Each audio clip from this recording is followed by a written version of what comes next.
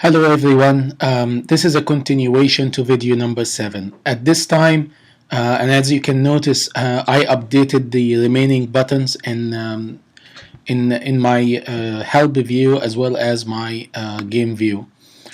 So far what we were able to do is to implement the game logic, presenting a challenge to the user through the start game. When the user clicks start game, the app plays a random sound selected from a list of files. We log that sound here, so in testing we know what sound was played. Presenting the challenge, we also implemented a mechanism for the user to communicate back the feedback, which is these buttons, and each button has the name of the note which matches the name of the file that we have in the list here. The user responds to the challenge by clicking one of the buttons. So in this case I clicked on the button D. As you know, D was not the answer, so we've seen the app presenting to me that this is an incorrect answer, and then moves on to the second round or the second turn. And so in the second turn you write an answer. Again, it was an incorrect answer, and then and it presents the third one. So you present an answer and give you at the end alert, game over. We set the number of turns. Each game has 3 turns, and that's number you can change whatever you want, and it presents to the user saying game is over, and as in an alert view, and the user click OK, and it comes back to that beginning screen. So what is remaining for us to complete this work is to, as you notice, when the user click on start, you can click on multiple buttons, and as you can see, it counts. Every time you click on a button, it counts that you incremented a turn, then a second turn, and a second turn, and so on. So when by the time the 2 seconds that we had, which is a wait period before the second sound is played, the user clicked multiple times, the turns are over, and the user cannot continue to do. So this is a glitch in that system, or not a glitch, would not really, since we did not implement multiple answers, we should not allow the user to make multiple answers. So once the user click on one button, we want to disable the remaining buttons so that the user can no longer click on a button until the second sound is played. So what we want to accomplish is we want to have a mechanism to turn those buttons on and off. Or in the language of the attributes of the button, disable and enable the button. Or in other words, there is a property or an attribute in each of the buttons called enabled. We want to set that property to true, meaning that the button is enabled, or set that property to false, meaning that the button is no longer able, which is basically mean disable the button. But when do we want to take those actions? So now we know the steps we need to take. When do we want to do that? When the user clicks start game, and when the first sound plays, that's when the game is ready for the buttons to be clicked. So when the sound plays, we want all the buttons to be on. When the sound is done playing, or when the user clicks on one button, that's when all the buttons need to be turned off. So again, when the sound is played, we need the buttons on. When the user clicks on one of the buttons, we need the buttons off. And when the game comes up first like that, I can click even though I did not start a game. Like, see, I did not start a game, but I can click on a button and it activates the check answer and so on. So what I need to do is when the game starts, when the view loads, I need all the buttons disabled. Then when I click start a game, we plays a random sound. So at the time the random sound is played, I need all the buttons enabled. When the user clicks one of them, I need all the buttons disabled. So to set up an attribute for the button, we need, as we mentioned before, we have to make the button an outlet, because we want to access each one of those buttons. And the action I want to do applies to all the buttons together. So I can't really use an argument. I have to make each and every button an outlet by themselves so that I can turn them all on, turn them all off at the same time. This is called a group or a collection. I want all of them to be outlets together in a collection because what I need to do is the same. I want all the buttons on, all the buttons off at the same time. This is very important because it will simplify life for us significantly. So first, let's connect the buttons. So if I select those buttons like that,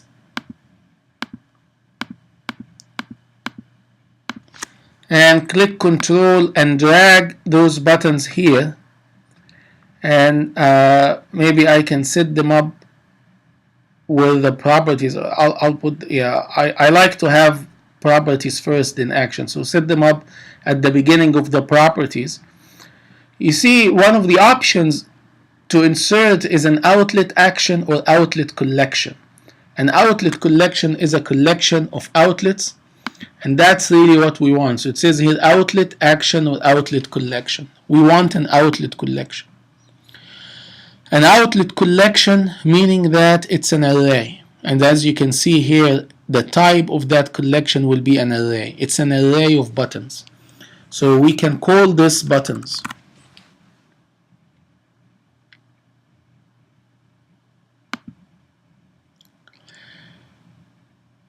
So similar to when we connected one of the methods, even though we selected all the buttons together, when we insert the outlet, only one link is established to that collection with the button, in this case F#. So what we need to do is to link each one of the buttons to this outlet collection.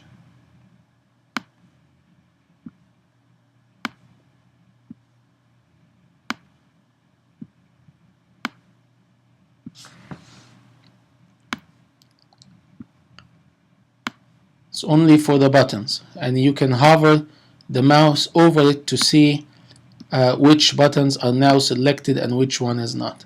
So we want all of them to be connected as outlet collection together in here. Then we switch to the view controller.m. So now we set up the interface. We want to go to the view controller.m. We have multiple modules in the view controller. In the beginning, there is the thanks if somebody thought of this. We need to synthesize the outlet collection. We have the view did load module. We have the start game, the reset turn, the check answer, the play game, and so on. So we want to make one of those similar to reset and reset turn. Since there are 3 occasions in which I want to turn the buttons on and off, it is better, instead of repeating the instructions in each one of those occasions, is to put the instructions that will turn the buttons on and off in a module by itself, and then just call that module whenever there's an opportunity, whenever you need to turn it on and off. But you will ask, but how would I, if I put everything in one collection, one module like this, change the attributes of the buttons? If I put that in a module like this and say this is a module, and maybe change buttons attributes, if I do something like that, sometimes I want to change the button attributes to be false.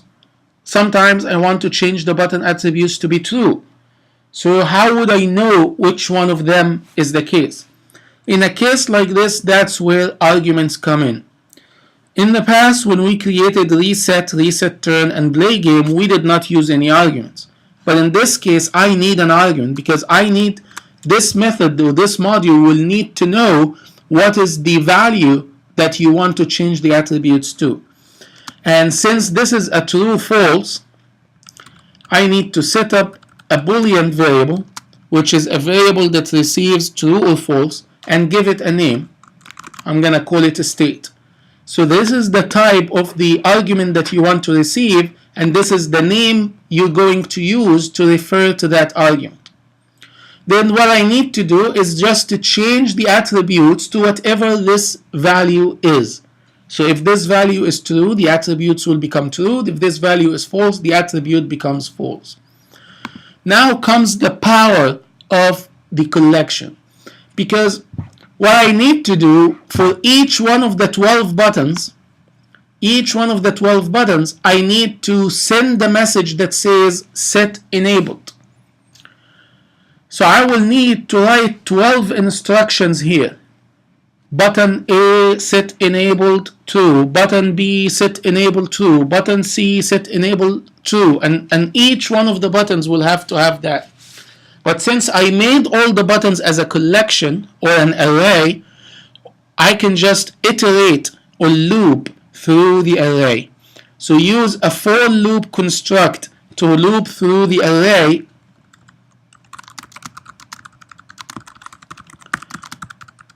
to iterate through the collection of buttons and send a message to set the enabled attribute to the value of the argument that we call the state. So type for, and you get two types of for. We're going to use the for in, which is the fast enumeration, because this is the one that enumerates through a collection. It says you need to declare a temporary object to save each one of the items in the collection as you iterate through them.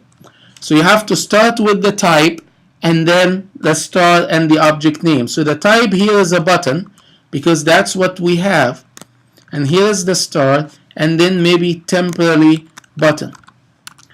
Then hit the tab and it will switch to the second item that you have. What is the collection you want to iterate through? The collection I want to iterate through is the buttons, and as you can see here, it's an NS array. Then what statement do you want to apply on each button in this collection? I want to send the message that says I want for the temporary button, so I'm using the temporary button to refer to each item. What this will do, it will go to the first item, assign it to temporary button, allow you to send whatever messages or apply whatever instructions you want, then go back and take the second item, allow you and assign it to temporary button, allow you to set whatever you want, then go and do the third one, and so on and so forth. I want to send a message that says set enabled. You see here is the message, and it requires Boolean, B-O-O-L. That's why I made the argument type Boolean. And then I say state. Whatever value of a state, set all the temporary buttons to it. Alright? So let's set this to work. So this is all what we need to do to change the attributes of the button. So we implemented the algorithm to change the attributes, but we need to now go to the different occasions and call on that module. So we said there are three occasions. The first occasion, when the view loads. So when the view loads, which is the view did load, we want to make all the buttons off. So I can come here and change the status of the buttons to false. So how do I do this? By sending a message to self that says change the button's attributes and send to it the value false. So that will set all the attributes to false. Then the second occasion is when the check answer. When the user clicks on a check answer, the first thing I want to do in check answer is set the status of the buttons to false, so user cannot select another answer. So I say I send the message self, change the button attributes to false. So when do we turn them to true? We turn them to true in the play game. Once the user plays the game or starts to play the game, we set the button attributes to true.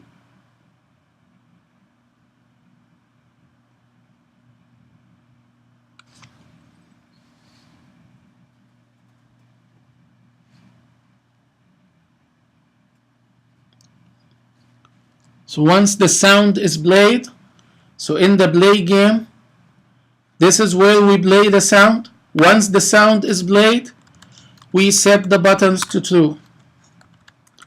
Set the button status to true. So we send the message to self and say set enabled, self change attributes to the button, and we use true.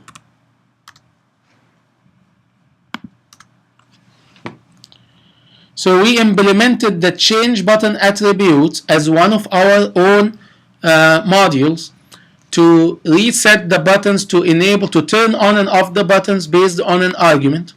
Then we went to the 3 locations where we want to make that change.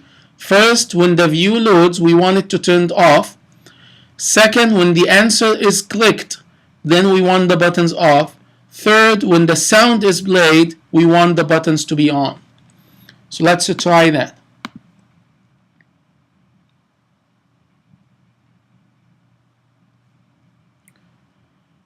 So here is the beginning, and as you can see, they are all off and they have a different color, the gray color. So you click on a start game, a sound is played, and then the buttons becomes all on and enabled. So you click on a button, they all goes off, and wait until a sound comes on and the buttons are now off. You can't click on them until you hear the second sound and get an answer. And now the game is over. Alright, so this will be our the implementation of setting on and off the buttons, and in the next video we will look at what we want to do with the start game, because start game also maybe may need some changes. You can click on the start game multiple times, so we'll make changes to the start game in the next video.